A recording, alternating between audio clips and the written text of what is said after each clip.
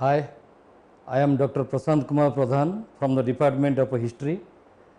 Today we will discuss about archaeological source of early medieval Indian history.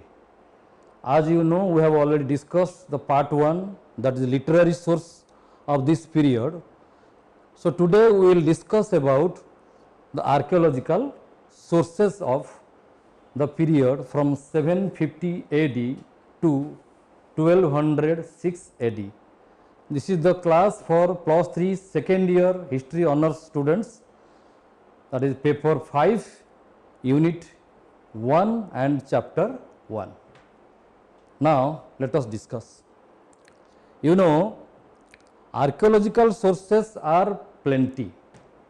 They are of different kinds, like rock cut structures, temples, forts, pillars, coins, inscriptions, excavated materials, your armaments and different things.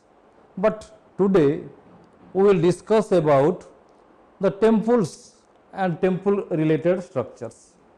You know that in the ancient period there were rock cut structures. In different parts of India, the artists being patronized by the kings, they constructed large number of cave structures. But this period saw the decline of cave structures. The cave structures declined, and in that place temples, freestanding temples, structural temples came into existence. Particularly the temple structure became prominent part of architecture when the Guptas started ruling over North India. Guptas, the Chalukyas in the Deccan and Pallavas, they started constructing temples. Temples became prominent. Not only prominent, during this period the construction of temple reached at the highest point of perfection. So if you will see the cave structures, that the number of cave structures was very few. The most prominent cave structure was built by the Rashtrakuta king, that is Krishna I. The Rashtrakuta king Krishna I, who built this temple, that is your Kailasanath temple. And the Kailasanath temple, it is a very beautiful temple. An important thing is that it is situated in Ellora caves. In Ellora cave, the Kailasanath temple was constructed, and whole temple is a single rock. That means whole temple was built of a single rock. That means the artists cleared out the extra rocks of the hill to construct the whole one single piece structure, that is Kailasanath temple. And it is, as you know, dedicated to Shiva, and this temple is decorated with gods and goddesses, the images of different gods and goddesses. This is the temple, this one the temple, and it is a single rock cut structure. Next you will see that near Bombay there is a cave, that Elephanta cave, and it is believed that the Rashtrakutas built the Elephanta cave structures, which is situated in a small island near Bombay shore. Next we will see the Tomaras, the kingdom of Tomaras, or the family of Tomaras. They built beautiful decorated Jaina cave structures, nearly 100 caves on the hills slopes of Gwalior fort area known as Siddhachala caves. This is Siddhachala caves. You can see there the cave structures, and in the cave structures you will find that the images of Jaina Tirthankaras are present. Beautiful structure which is still present, you can see it, so beautiful. These are built around the 7th to 15th century. That means the cave structures took some centuries to be finalized. In Odisha, there was the rule of a Bhaumakara dynasty. These Bhaumakaras built beautiful cave structures around Lalitagiri, Ratnagiri and Udayagiri and some other places in Jajpur district. And they also constructed some cave structures in other parts of Odisha. Here you can find this Udayagiri cave structure. You can go to Udayagiri and find that the cave structures, you see these are caves, and these caves are decorated with beautiful images of Buddha and Bodhisattvas and other Buddhist figures. Now we come to temples. Why temples are important as sources of history? Because temples give impression about the nature of religious practices of the period. Most of the temples have inscriptions which are made by the kings, and in the inscriptions you can find both Sanskrit and local languages. In South India you can find the inscriptions are of Sanskrit and the inscriptions of Tamil, inscriptions of Kannada and other languages. In other parts of India also you can get same type of impression. And another thing is that the images which are found on the walls of the temples, they give lot of information about the social life, about the cultural life, about the religious life of the people. Temples form a very important source of the ancient and early medieval historical sources of India. You know that in India you can find three types of temples. One is in Nagara style, which is prevalent in North India. This is Nagara style. You see this Nagara style, the tall temples and surrounded by small temples, and it is a perpendicular temple having a shikhara, and that is known as a Nagara style. In Odisha also you can find Nagara style, but the Odishan temples, they follow Kalinga style of temple architecture, which we will discuss later. This is Dravida style. In South India you will find the Dravida style. Dravida style is prevalent mostly in Tamil Nadu, in Andhra, some part of Karnataka and some part of Kerala. The Dravida style temples are pyramidal in structure, very tall in nature, and another is in Deccan, that is Besara temple. Besara temples are the mixture of Dravida style and your Nagara style. The North Indian style and South Indian style are mixed here. You can find the characteristics of both Dravida style as well as Nagara style. First we will discuss about Nagara style, that is North Indian temples. The North Indian temples mostly built by Rashtrakutas, Gurjar Pratiharas. The Gurjar Pratiharas, they were the rulers of Kannauj of this period. A large area of North India was under their jurisdiction. You can find the Pratihars built the Morena temples or Bhatteswara temple.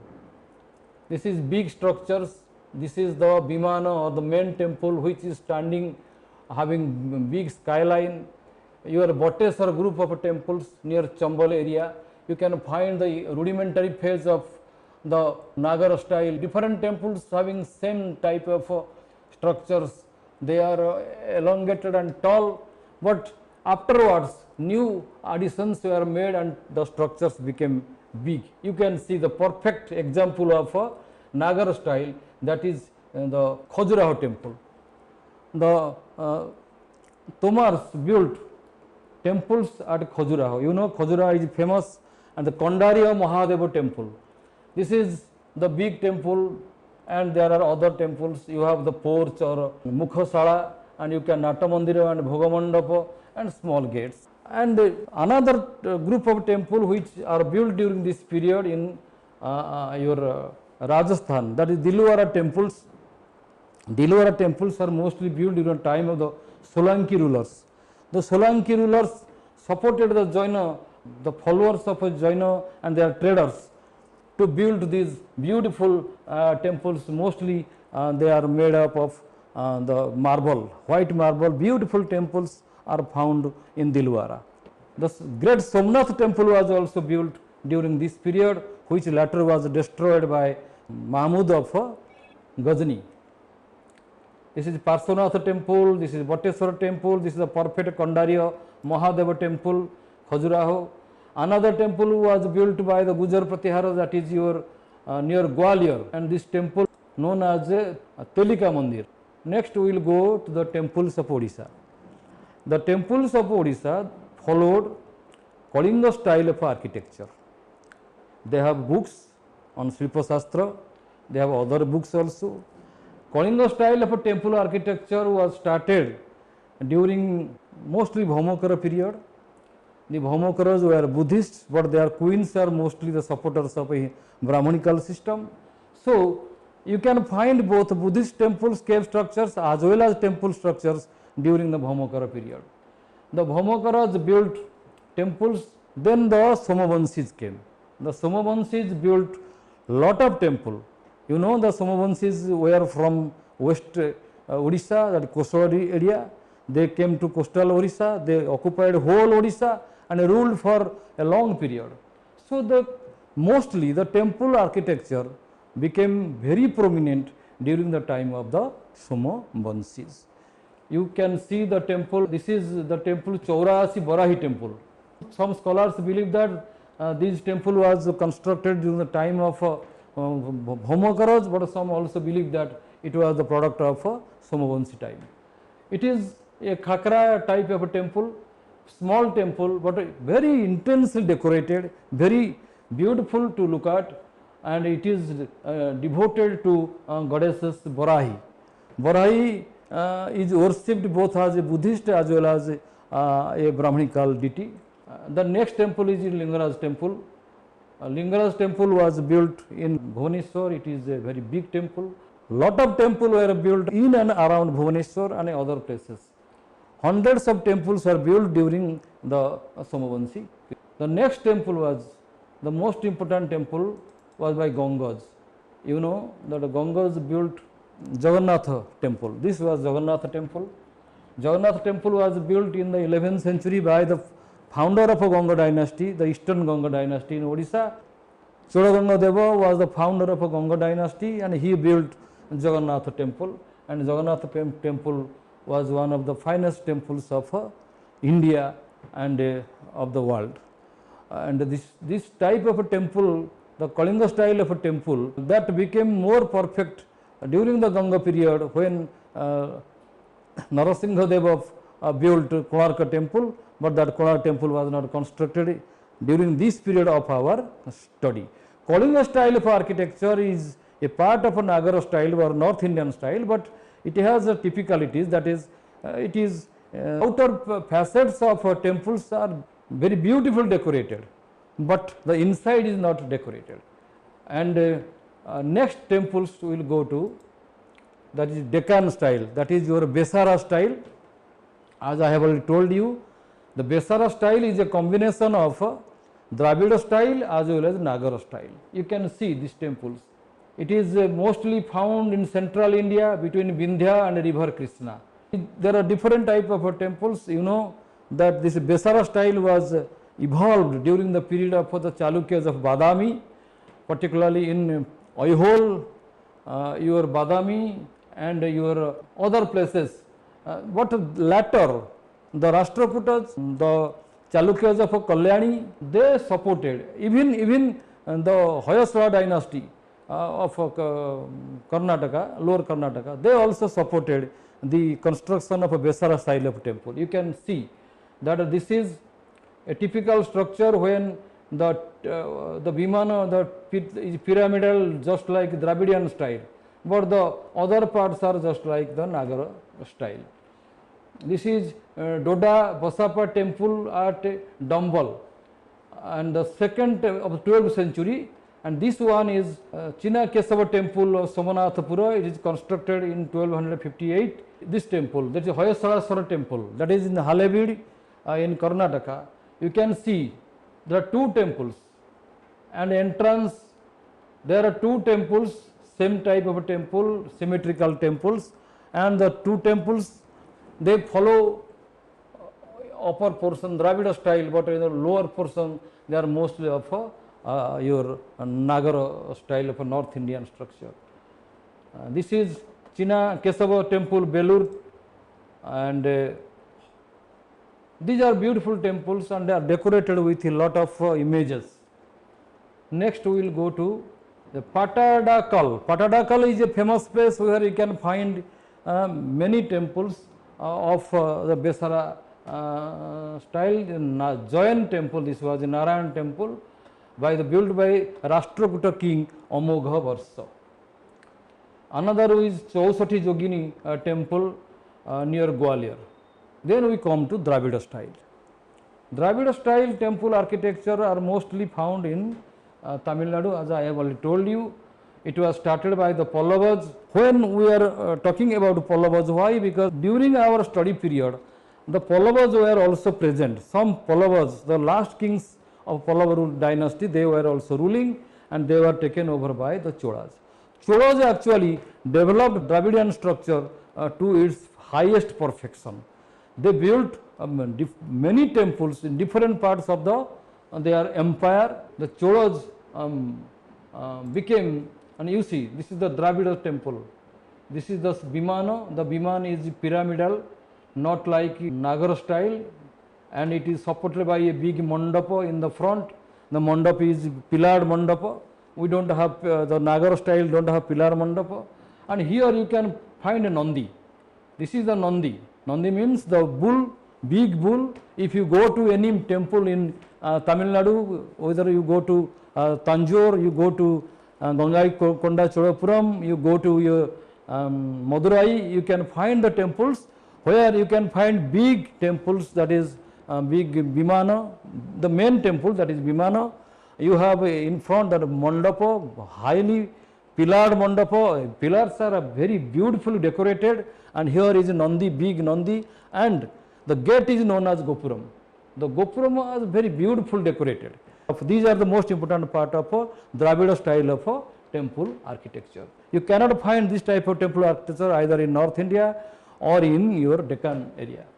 This is your Vimana, where the main deity, the presiding deity is situated and he is worshipped.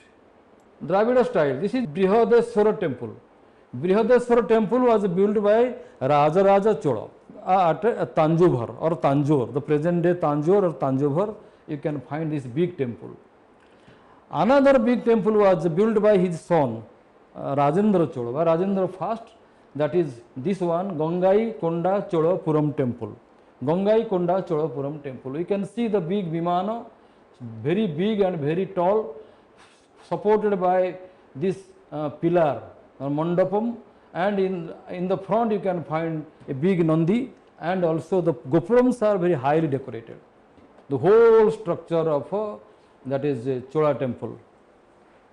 This is your main Vimana, this is Mandapa, here is Nandi, and here you can see this one is Gopuram. Gopuram is the gate. Gangai Konda Cholapuram temple was built by Rajendra Chola to commemorate his victory over the Pala dynasty. He defeated the kings of Pala dynasty in Bengal. That was written in the inscriptions of the temple. But in Kerala, you can find they though follow the Dravidian style in certain point, but they have their own unique system of temple architecture. They follow their own style, and mostly these temples are built of wood. Kerala is an area where you can find a lot of rainfall. They build the temples according to the climate and available materials. The woods are plentifully available. So most of the temple in Kerala you will find this type of a temple when they are layered, pyramidal, but the pyramidals are not very large, and these pyramidal structures are save the whole structure from heavy rainfall, because they are very slopey, and if rain water pour on the top of the temple, they very quickly come down. So it is made on the basis of a climatic condition of Kerala. This is the Tiruvanchikulam Shiva temple in Kodungalur, Thrissur district. in Kerala. These temples are built mostly during the time of the Chero kings, the medieval Chero kings. You know, Cheros were the ancient rulers. Here also in the early part of medieval, there were Chero kings. The Cheros were mostly powerful during this period, though sometimes they were occupied by the Cholas. This is the big Madurai Meenakshi temple. You can see big temple structure, so big, and these are the temple Gopuram, but here you will find temples are smaller, but Gopurams are becoming very big. But this structure, you can imagine how magnificent and how beautiful these temples are to look at. This temple was built around 1190 to 1206 by the king of a Pandya dynasty. The Pandya king, King Kulasekhara, he built this temple. When we are talking about the rulers of the temple, you can see that there are a lot of inscriptions on the temples, and from the temples there are other inscriptions or edicts of the king issued by the kings, from where we can find this type of information. Now the temple structure come to an end, we will go to images. You know, in India from ancient period, making images of a stone, of a marble, and from clay, terracotta, and also from metals like copper or bronze, these are prevalent throughout our history. So during this period also, a lot of images were built. Buddhist, Jain, Brahmanical images of different gods and goddesses. Besides all these religious figures, you can find the traces of society, reflection of society on different sceneries which are created of stone on the walls of the temples. In almost all walls of the temples, you can find the sceneries, the war scenes. In the war scenes, you can find different type of arms and armaments the soldiers were using. You can also get that how they were wearing their dresses, headgear, the other concepts, how elephants and horses were used in the wars, what type of the sword or other spears they were using. You can get this information. Also you can get the images of kings and queens, the images of different gods, the images of the sceneries of Ramayana or Mahabharata or any Puranic episode.